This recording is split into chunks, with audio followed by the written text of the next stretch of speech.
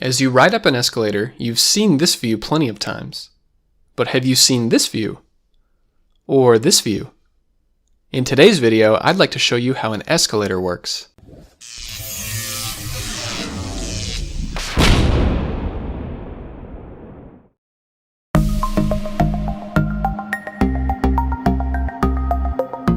It's hard to imagine the modern world without the escalator.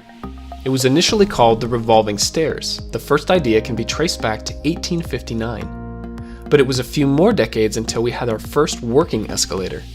Since then, society has come to heavily depend on these machines. The escalator is most useful in places where there are large amounts of people to move, such as airports, shopping malls, and subway systems. Elevators can only move so many people, even if there are several of them. But if the same space is used for escalators, we can move a lot more people through. Of course, there's usually an elevator nearby for those that can't use the escalator. You'll usually find at least two escalators alongside each other, one going up and the other going down. They can extend for multiple levels. Sometimes to save space, they'll be arranged in a crisscross pattern. But the layout will change depending on the needs of the place. Some escalators might need to be longer or shorter depending on the height of the next floor. Maybe they'll need to be wider to fit more people, or several escalators might need to be right next to each other. Sometimes stairs are in the middle for those that want to walk, and on some occasions the escalators will all be pointed in the same direction. This helps when you want to direct the flow of traffic towards the exit. Let's not forget the variations, such as the moving sidewalks, or even the spiral escalators. Yes, they really do have these. But for this video, let's take a look inside of a regular escalator.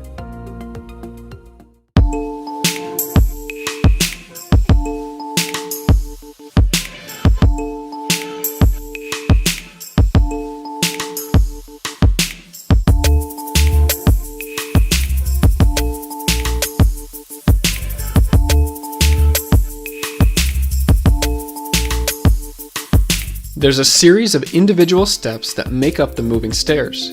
They have ridges on the top and are sometimes made out of rubber so that they have better grip. The steps are painted yellow around the edge to encourage passengers not to stand too close to the edge. These steps stay flat while they're on top, and it's a good thing too.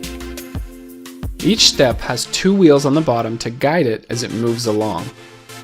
Then we have what's called the step chain. This attaches to the top of each step.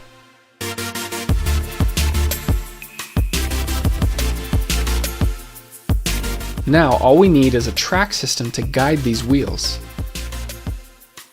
The step chain rolls along the top here, and the bottom wheels roll along this track. The positioning of these tracks is what keeps the steps level. Let's just focus on one of the steps as it comes down. You can see what would happen if this bottom wheel was just a little bit higher. The step would no longer be flat. Once we get to the end, the steps flip over and come around the other side.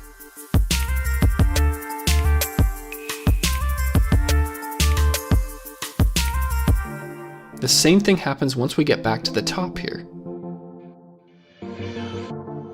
The escalator motor is usually up at the top.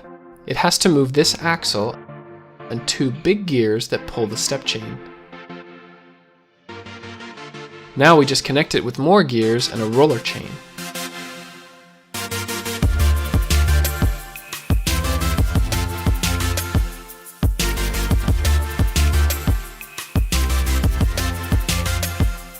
Now comes a few more gears. These are connected by another small chain underneath. This is what moves the handrail.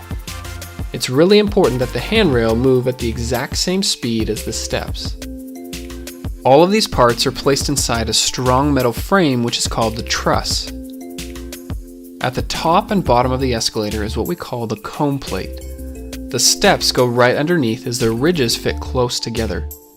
If the ridges weren't there, it would be much easier for something to get stuck. But either way, just remember that it's never a good idea to play around an escalator. My name's Jared and I love 3D animation. Hit that subscribe button if you want to see more videos just like this one.